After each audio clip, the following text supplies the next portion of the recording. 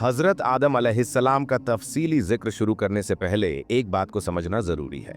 आज के दौर में इंसान की पैदाइश यानी उसकी शुरुआत पर साइंस की तरफ से एक नया नजरिया सामने आता है, जिसे इवोल्यूशन यानी विकास का नजरिया कहा जाता है।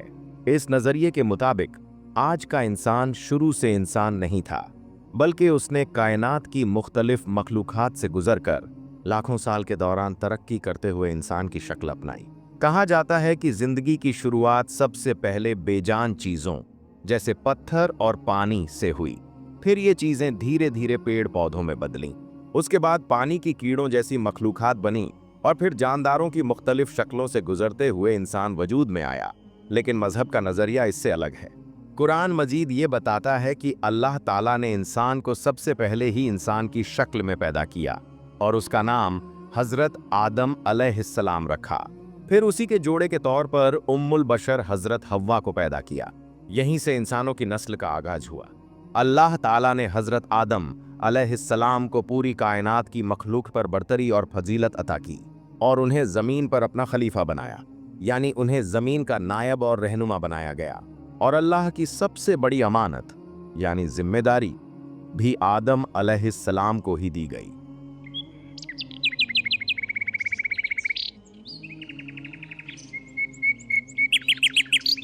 अब सोचने की बात यह है कि इवोल्यूशन और मजहब के दरमियान इस खास मसले में कोई इल्मी टकराव है या नहीं। क्या इनके बीच कोई मेल की गुंजाइश हो सकती है, खास तौर पर जबकि इल्म और तजुर्बे ने यह बात साफ कर दी है कि दीनी हकीकतों और साइंस के दरमियान किसी भी मसले में असल में कोई टकराव नहीं है। अगर किसी जगह जाहिरन ऐसा लगता भी है तो वो सिर्फ इसलिए होता है क्योंकि इल्म की कुछ हकीकतें अभी तक पूरी तरह सामने नहीं आई होती, क्योंकि बार बार देखा गया है कि जैसे ही इल्म ने किसी छुपी हकीकत को सामने लाया, उसी वक्त टकराव भी खत्म हो गया और वही हकीकत सामने आई जो अल्लाह की वह्य पैगाम के जरिए पहले ही बयान की जा चुकी थी। दूसरे लफ्जों में कहें तो अगर कभी भी इल्म और मजहब के बीच तजाद नजर आया तो आखिर में इल्म को ही अपनी बात बदलनी पड़ी और अल्लाह की वह्य का फैसला अपनी जगह अटल रहा। इसी बुनियाद पर अब इस मसले में भी ये सवाल उठता है कि असल हकीकत क्या है। इसका जवाब ये है कि इस मसले में भी इल्म और मजहब के बीच कोई टकराव नहीं है। हाँ, यह बात जरूर है कि यह मसला बेहद बारीक और गहरी बातों को अपने अंदर समेटे हुए है, लेकिन हमें यह हकीकत हमेशा याद रखनी चाहिए कि पहला इंसान जो मौजूदा इंसानों का पहला बाप यानी बाबा आदम है, चाहे वो इवोल्यूशन के नजरिए से धीरे धीरे तरक्की करते हुए इंसान बना हो या सीधे इंसानी शक्ल में पैदा हुआ हो, इल्म और मजहब दोनों इस बात पर मुत्तफिक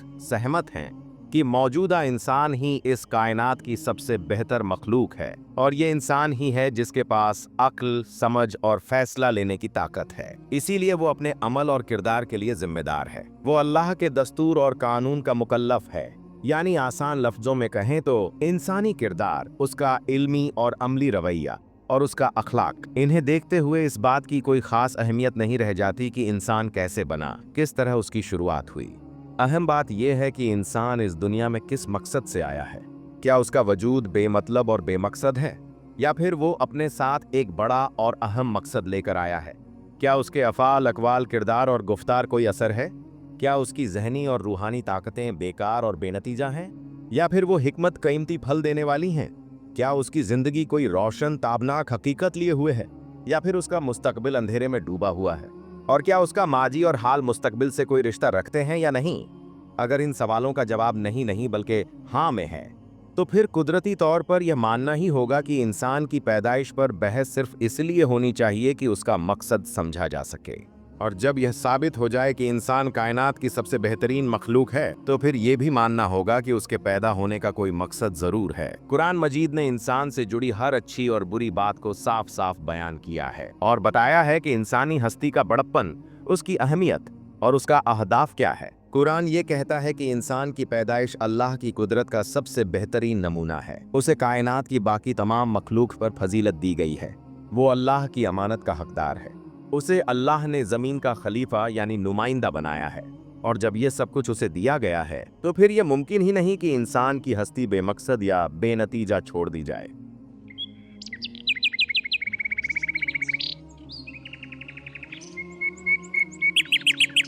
असल में इस्लाम की तालीम इल्मी बहसों के बारे में यह कहती है कि जो मसाइल यकीन और मुशाहदे के इल्म तक पहुंच चुके हैं और जिनका इनकार कुरान और अल्लाह की वही नहीं करती, तो उन्हें बिला शक व शुबहा मान लेना चाहिए, क्योंकि कुरान मुशाहदे और हिदायत का कभी इनकार नहीं करता। ऐसी हकीकतों का इनकार सिर्फ बेजा तास्सुब और तंग नजरी होता है और कुछ नहीं। और जो मसाइल अब तक यकीन की इन मंजिलों तक नहीं पहुंचे जिन्हें मुशाहदा और हिदायत कहा जा सके, जैसे कि इस बहस में सामने आया मसला, तो उनके बारे में कुरान की बातों की जबरदस्ती ताबील नहीं करनी चाहिए, न ही उन्हें किसी नई तहकीक के सांचे में ढालने की कोशिश करनी चाहिए, बल्कि सही तरीका यही है कि वक्त का इंतजार किया जाए, यहाँ तक कि वो मसले अपनी हकीकत को इस तरह से जाहिर कर दें कि अगर कोई इनकार करे तो वो मुशाहदे और हकीकत का इनकार बन जाए। क्योंकि यह एक सच्चाई है कि इल्मी बहसों को बार बार अपनी जगह बदलनी पड़ी है, लेकिन कुरानी इल्म को कभी भी अपनी जगह से हटने की जरूरत नहीं पड़ी। और जब भी कोई इल्मी मसला बहस और तहकीक के बाद यकीन और मुशाहदे की हद तक पहुंचा है, तो वह वहां तक ही पहुंचा है जहां तक कुरान पहले से वाजह कर चुका था।